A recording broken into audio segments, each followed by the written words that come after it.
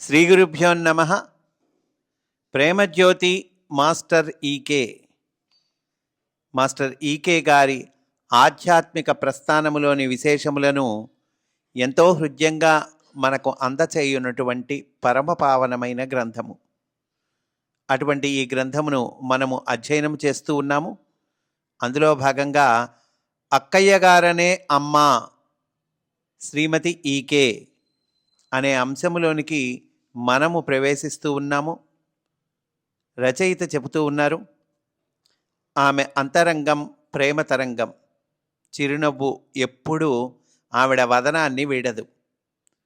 హసించిన, శాసించిన, కోపించిన, ఆప్యాయత, ఆపేక్ష, ఆత్మీయత ఆమె ప్రతి మాటలోనూ తొంగి చూస్తాయి. ఒక మాటలో చెప్పాలంటే ఆమె పేరు అప్పమ్మ అయినా అసలు పేరు అమ్మ. ఆమె అందరికీ అమ్మే. ఇది అక్కయ్య గారి అసలు అంతరంగ స్వరూపం. సరస్వతీ సూక్తంలో చెప్పిన దానికి ఆమె సజీవ వ్యాఖ్యానం. అంటే ఈ మొదటి తరం శిష్యులు వీళ్ళు అమ్మగారిని అక్కయ్య గారు అని పిలిచేవాళ్ళండి. సరస్వతీ సూక్తంలో చెప్పిన దానికి ఆమె సజీవ వ్యాఖ్యానం అంటున్నారు. ఏమిటి సరస్వతీ సూక్తంలో చెప్పింది? ఇక్కడ మనకు ఇచ్చారు. ఉతత్వ పశ్యన్నదర్శ వాచం ఉతత్వ శృణ్వ న శృణోత్యేనాం ఉతోత్వస్మై తన్వావిసస్రే జాయేవ పత్యు ఉశతి సువాసాః. లోకంలో వాక్కు చేత తెలియబడే దానిని చూడగలం కానీ వాక్కును చూడలేము. అక్కయ్య గారు మాస్టర్ గారికి, శిష్యులకు, అతిథులకు, అభ్యాగతులకు అన్ని ఏర్పాట్లు సమకూరుస్తూ గృహ నిర్వహణ చేస్తూ ఎప్పుడో ఒకసారి కానీ తళుక్కుమనేవారు కాదు. అయినా అందరూ అనుభవించే సంతృప్తి వెనుక ఆమె నేపథ్యంగా ఉండేవారు. మాస్టర్ గారి సాన్నిధ్యంలో, అక్కయ్య గారి ఆదరణతో వారింట్లో 1970లో నేను గడిపిన రోజులు మధురాతి మధురమైనవి, ఎప్పటికీ మరపురానివి, మరువలేనివి.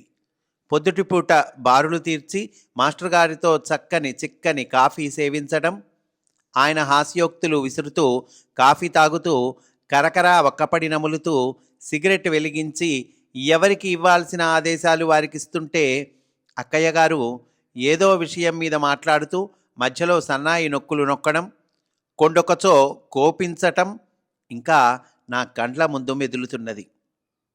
అక్కయ్య గారికి ఉపవాసాలంటే మంట. ఉపవాసం పేరుతో కడుపు మార్చుకోవడం ఆమెకు సివివి గారిలాగా, వేమన గారిలాగా ఏమాత్రం నచ్చదు. ప్రయాణానికి బయలుదేరేటప్పుడు భోజనం చేయకుండా కదలనిచ్చేవారు కాదు. భోంచేసి వెళ్ళబోయ్, కడుపులో చల్లగా ఉంటుంది అని భోజనం పెట్టేవారు. మాస్టర్ గారు ఏ రోజు భోజనానికి వస్తారో, ఏ రోజు రారో తెలిసేది కాదు. ఒక్కొక్కప్పుడు అనుకోకుండా వచ్చేవారు. ఒక్కొక్క రోజు అతిథుల్ని, శిష్యుల్ని వెంట తీసుకొని వచ్చేవారు. ఒక్కో రోజు వస్తానని చెప్పి ప్రోగ్రాం మార్చేవారు. కొన్ని సందర్భాలు చాలా చిత్రంగా ఉంటాయి. ఒక రోజున పొద్దునుంచి జీపులో మాస్టర్ గారితో నేను తిరిగినాను. మధ్యాహ్నం 12 గంటలకు ఏమోయ్ నీకు బాగా ఆకలవుతున్నట్లుంది, ఇంటికి పోదాం, నీకు అక్కయ్య గారు మంచి భోజనం పెడతారు అన్నారు. ఇంటి ముఖం పట్టాము. అయితే గమ్మత్తుగా గేటు వరకు వచ్చి నువ్వు వెళ్ళబోయ్, నాకు పని ఉన్నది అని వెనక్కు తిరిగారు. నేను లోపలికి పోయి అక్కయ్య గారితో మాస్టర్ గారు వెళ్తున్నారని చెప్పాను. ఆవిడ కంగారుగా బయటకు పరిగెత్తుకొచ్చి ఈ పూట బీరకాయ కూర చేశాను అంటుండగానే మాస్టర్ గారి జీపు వెళ్ళిపోయింది. మాస్టర్ గారికి ఆ కూరంటే చాలా ఇష్టం. అక్కయ్య గారు చాలా బాధపడ్డారు.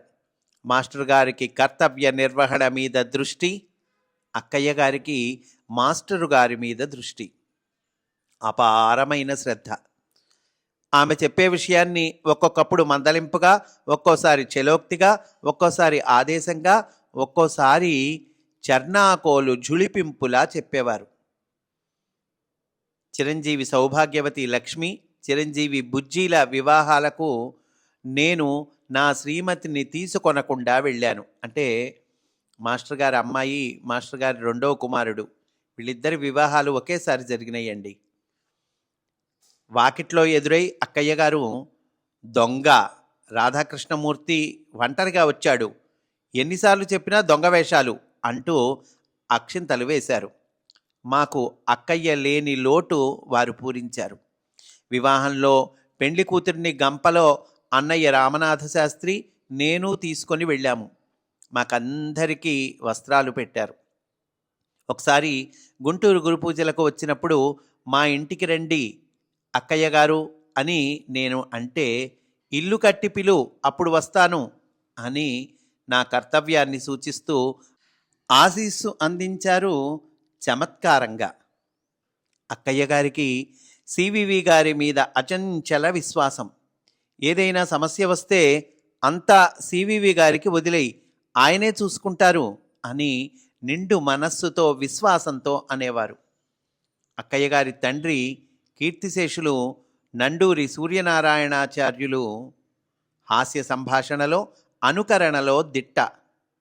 ఆయనతో కూర్చుంటే గంటలు నిమిషాల్లా దొర్లిపోయేవి. క్రీడామయులైన మాస్టర్ గారు వీలు చిక్కినప్పుడల్లా వారి చేత హాస్య ప్రసంగాలు, అనుకరణ చేయించి ఆనందించేవారు. ఆయనకు తీవ్రమైన అస్వస్థత చేసింది. మాస్టర్ గారు చివరి క్షణం దాకా ఆయనకు వైద్యం చేశారు. అహర్నిశలు అక్కయ్య గారు ఆయనకు సేవ చేశారు. ఆయన శరీరం విడిచిపెట్టారు. గురుపూజల కార్యక్రమానికి విఘ్నం రాకుండా వారి భౌతిక కాయాన్ని భీమవరం పంపించారు. గురుపూజలు అటువంటి యజ్ఞార్థ కార్యక్రమం ఎటువంటి పరిస్థితులలోనూ ఆగిపోరాదని వారి సంకల్పం. అక్కయ్య గారు కూడా వ్యక్తిగత దుఃఖానికి అతీతంగా నిలువబడగలిగిన యోగ స్థితికి ఎదిగారు. అంటే అప్పుడు ఆ సమయంలో గురుపూజలు, అదే సమయంలో వారు దేహాన్ని వదిలేయటము తటస్థించినాయండి. మాస్టర్ గారి విదేశీ పర్యటనలో ఓసారి వారు ప్రయాణం చేస్తున్న కారు నీటి ప్రవాహంలో మునిగిపోయింది. చాలా చిత్రంగా భగవంతుడి దయ వల్ల మునిగిపోవటం చూచిన రక్షక భటులు క్రేన్స్ సహాయంతో కారును బయటకు తీశారు. మాస్టర్ గారికి తదితరులకు ప్రమాదం తప్పింది. అదే రోజు రాత్రి స్వప్నంలో అక్కయ్య గారికి జరిగిన సంఘటన యావత్తూ కనిపించినదట. మాస్టర్ గారికి అక్కయ్య గారికి ఉన్న గాఢమైన ఆంతరంగిక ఆధ్యాత్మిక సంబంధము అలాంటిది. ఉత్తర రామచరిత్రలో భవభూతి వాల్మీకి కృతంగా పేర్కొన్న సీతారాముల అనుబంధాన్ని గురించి చెప్పే ఈ క్రింది శ్లోకం నాకు గుర్తుకొస్తుంది అంటూ ఆ శ్లోకాన్ని ఇక్కడ ఇచ్చారండి రచయిత. తదైవ రామసీతాయాః ప్రాణేభ్యోపి ప్రియోభవత్ హృదయం త్వేవ జానాతి ప్రీతియోగం పరస్పరం. సీతకు రాముడు ప్రాణము కంటే ప్రియుడు. పరస్పరమైన వారి ప్రేమ వారి అంతరంగములకే తెలియును. ఆ మాతృమూర్తి కన్నులలోని వాత్సల్యం నిరంతరం మనపై ప్రసరించేట్లు భగవంతుడు అనుగ్రహించుగాక అంటూ ఈ అంశాన్ని పూర్తి చేశారండి. తర్వాత ఎపిసోడ్లో మనము హాస్యమూర్తి అనే అంశంలోనికి ప్రవేశిస్తాము అని సవినయంగా మనవి చేసుకుంటూ స్వస్తి. వాసుదేవ.